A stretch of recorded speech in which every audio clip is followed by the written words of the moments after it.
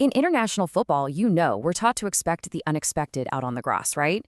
We brace ourselves for sudden red cards, we prep for tactical shifts deep in extra time, and we calculate how weather variables like rain or high altitude can distort a team's physical press. But honestly, no one, not a single engineer, analyst, or FIFA official could have predicted the breathtaking, frankly apocalyptic scene unfolding over the northeastern United States right now. Just hours before the grandest sporting spectacle on Earth kicks off, the 2026 FIFA World Cup Final has been thrown into a state of total atmospheric chaos. Massive, drifting smoke plumes from raging Canadian wildfires have moved directly over MetLife Stadium, draping the whole arena in this eerie, cinematic haze. Yet beneath these apocalyptic skies, the most meaningful football match of a generation is ready to capture the world's attention. It's the reigning world champions, Argentina, taking on the flawless machine of Spain. This explainer is the inside story of the night the world order took back the World Cup under a literal cloud of smoke. To really grasp the gravity of the situation, let's trace the absolute microscopic reality of this environmental crisis. Meteorological data shows that high-altitude winds funneled thick particulate matter right into the New York metro area. Look at the air quality index over East Rutherford. It spiked to a super unhealthy reading of 170 the day before the match. That's high enough that authorities had to issue health advisories all across New Jersey. And these conditions were so intense, they literally split the prep strategies for the two finalists. Amid the heavy weather, Spain made the pragmatic choice, right? They stayed inside. They hit the gym for their final training session and completely canceled their outdoor practice. Argentina, on the other hand, they totally braved the elements. After a delay, they stepped out onto a smoky pitch and held their final preparations in an absolute downpour.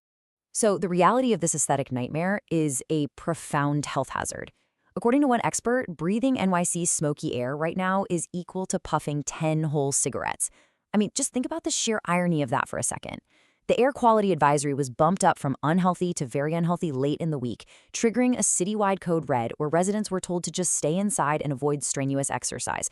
Yet, this is the exact environment where elite athletes are expected to perform at the absolute peak of human physical capability for a global television audience of 1.6 billion people. It's wild.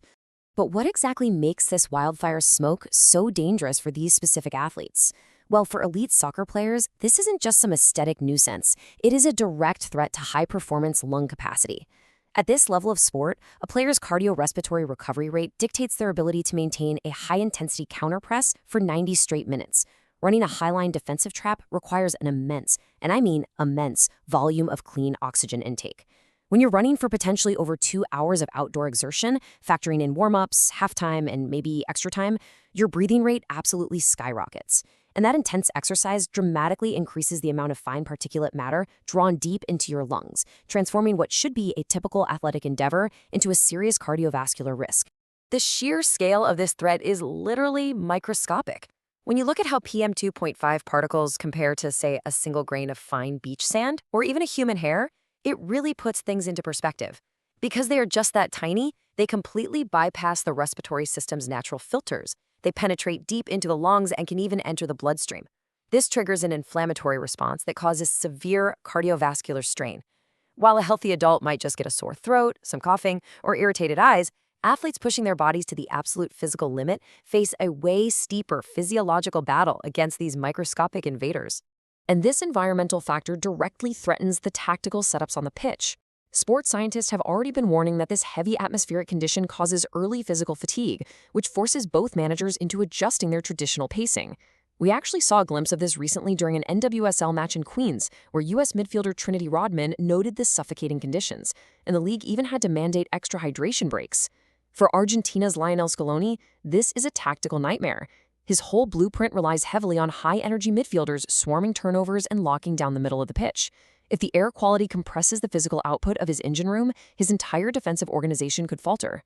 But as the medical teams monitor the atmosphere, the soccer world is focused entirely on a piece of pure, unfiltered athletic mythology.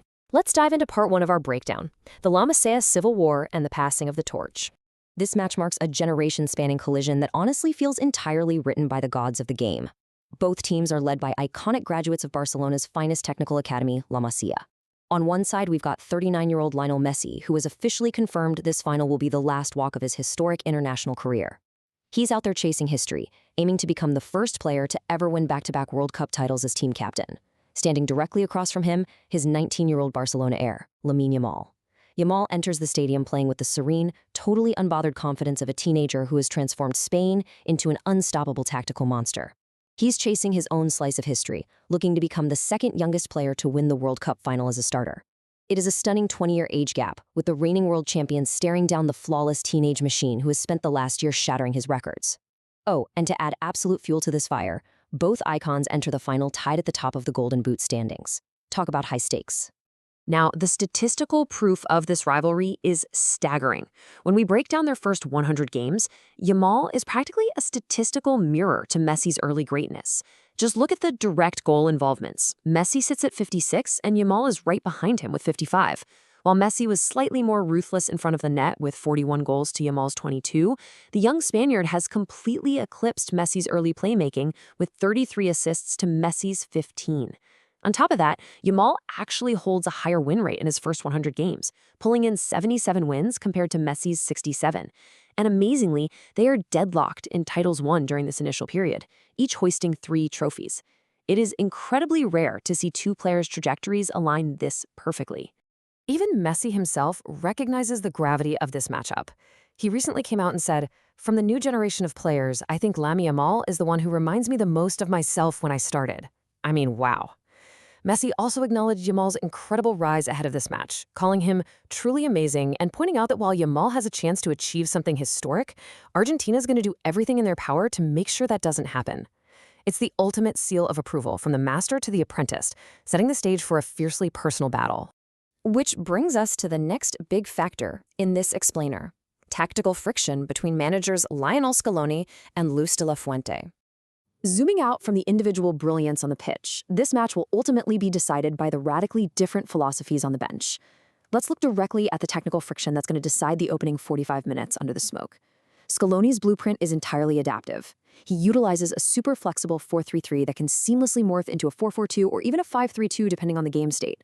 He accepts long spells without the ball, focusing on a compact block and setting up counter lanes around Messi, who operates as a free outlet between the lines.